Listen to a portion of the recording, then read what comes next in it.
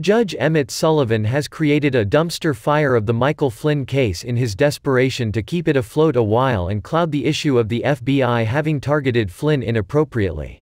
Sullivan created the dumpster fire when he refused to dismiss the case despite both the defense and the prosecution moving to dismiss.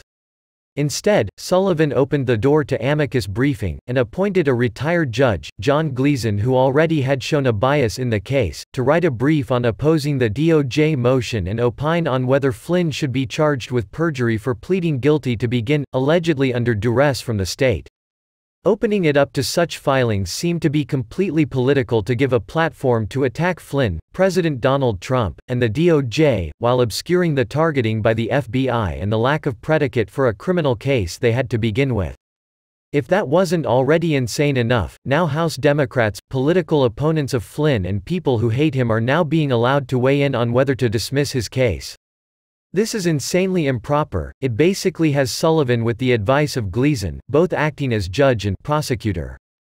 How do they try to argue around what the FBI did to Flynn? They argue the DOJ's request to dismiss as what's improper and a sign of corruption. Check out what nerve they have, given all the Democrats have done to undermine President Donald Trump and screw with the rule of law. From Fox News, the brief said, "Few things are more corrosive to the rule of law, and the public's confidence in the criminal justice system, than the injection of partisanship, favoritism or corruption into prosecutorial decisions. In this case, the impropriety is barely concealed." The court filing followed another brief by retired Judge John Gleason, who Sullivan appointed to file a brief on the issue. Both briefs cited language in the Federal Rules of Criminal Procedure that says case dismissals may be requested by leave of court, in claiming that not only was judicial oversight of the DOJ's motion permitted, but necessary. The Democrats argued, when considered in light of the well-established supervisory role of federal courts, the history of Rule 48's enactment powerfully demonstrates that Rule 48 contemplates a role for the federal judiciary in detecting and preventing politically motivated dismissals of criminal charges. They went on to claim that Attorney General Bill Barr's history makes review of the motion an even greater importance.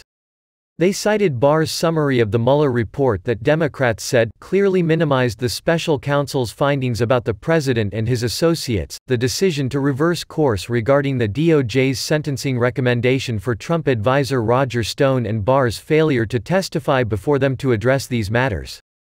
Translation: even now, they are still trying to push the Russia collusion delusion, despite Mueller saying there was no collusion, despite all the Obama officials testifying no one ever saw any evidence. None of that justifies the lack of predicate in going after Flynn, which is why the DOJ dismissed, and House Democrats should not have any say in whether the case is dismissed. They decry the politicization of the case. But the very fact that the judge has allowed them to comment is politicizing the case. They themselves are guilty of what they accuse the DOJ of, and the judge has allowed it. Republican spokesperson for the Judiciary Committee said in a statement in response to the brief, "General Flynn was set up by the Comey cabal. It's amazing how House Democrats, who were once so concerned about civil liberties, are willing to ignore their principles for sake of their obsession with removing President Trump from office and destroying the lives of his associates." The D.C. Circuit Court of Appeals will hear oral arguments Friday over whether Sullivan can refuse to grant the DOJ's motion. Maybe they need to take a look in the mirror and check all the improper things they did to undermine the Trump team. Rectifying the impropriety is not a sigh of partisanship.